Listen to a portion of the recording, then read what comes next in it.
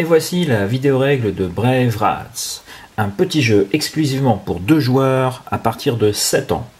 C'est un jeu de Senji Kanai, édité par Blue Orange. Senji Kanai est un auteur japonais réputé pour ses jeux minimalistes.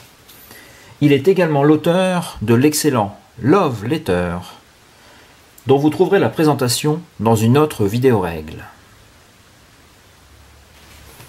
Au niveau matériel, c'est vraiment un jeu minimaliste car il n'y a que 16 cartes dans le jeu. Chaque joueur aura à sa disposition un paquet de 8 cartes différentes. Quel est donc le but du jeu? Eh bien, l'histoire de Brave Rats commence avec la mort du roi qui laisse donc son royaume sans souverain. Chaque joueur représente un clan de rats et ces clans vont s'affronter pour s'octroyer le contrôle du royaume. Le clan bleu, c'est celui des Yargs. Ce sont des rats barbares qui aiment bien faire la guerre. Le clan rouge, c'est celui des Applewood. Ils adorent tout ce qui brille et sont beaucoup plus raffinés. Toutes les illustrations des cartes vont bien montrer les différences entre ces deux clans. Par exemple ici, avec le musicien, ou encore ici avec la princesse, 2 styles vraiment différents, ou encore avec l'assassin.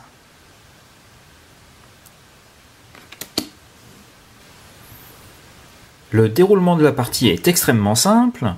Chaque joueur va secrètement choisir une carte dans son jeu et la mettre face cachée. Lorsque chacun des joueurs a choisi sa carte, on les révèle, on résout l'affrontement en fonction des valeurs de chacune des cartes, mais également des pouvoirs spéciaux, et on détermine le vainqueur. On laisse les cartes apparentes, et on met les cartes comme ceci. Masqué pour le perdant, affiché pour le vainqueur. Et on recommence avec un choix de 2 cartes que l'on va révéler. En cas d'égalité, les cartes sont mises en attente et la prochaine manche comptera double. Le premier joueur à atteindre 4 manches est déclaré vainqueur. Commençons la partie. Chaque joueur choisit soigneusement une carte et une fois que c'est fait, on les révèle simultanément. Dans ce premier exemple, le joueur rouge a choisi l'assassin. Valeur 3, avec le pouvoir, la valeur la plus faible l'emporte. Le magicien, le joueur bleu a choisi le magicien. Valeur 5, mais avec comme capacité, annule la capacité spéciale de la carte jouée par l'adversaire. On ne va donc comparer que les valeurs des cartes. Le magicien a 5, l'assassin 3. C'est donc le magicien qui remporte cette première manche.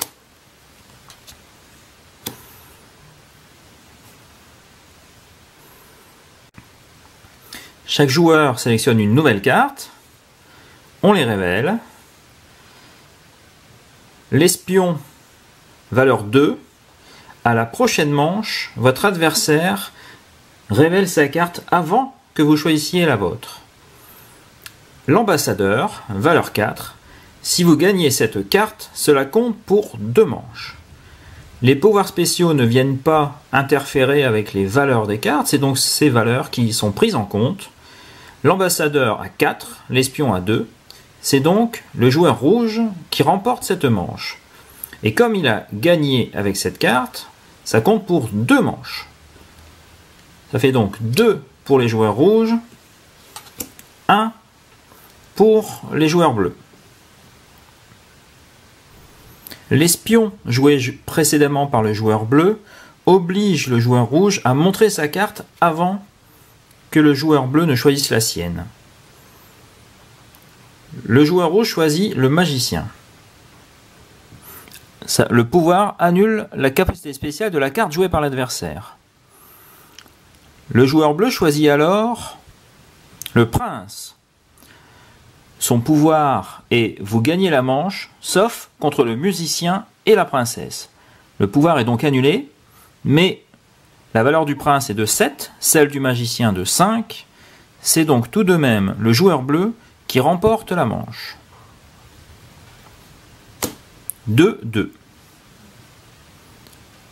On continue la partie. Ici, chacun des joueurs a joué exactement la même carte, la princesse. La princesse, le pouvoir est, si votre adversaire a joué son prince, vous remportez la partie. Donc ce n'est pas le cas. Comme elles ont toutes les deux la même valeur, les cartes sont mises en attente et la prochaine manche vaudra 2 points au lieu d'1. On continue. Le joueur rouge a choisi de jouer son prince, le joueur bleu son général. Le prince, son pouvoir est vous gagnez la manche, sauf contre le musicien et la princesse.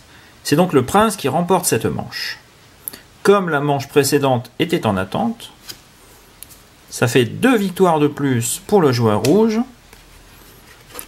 qui arrive à 4 et qui donc gagne la partie.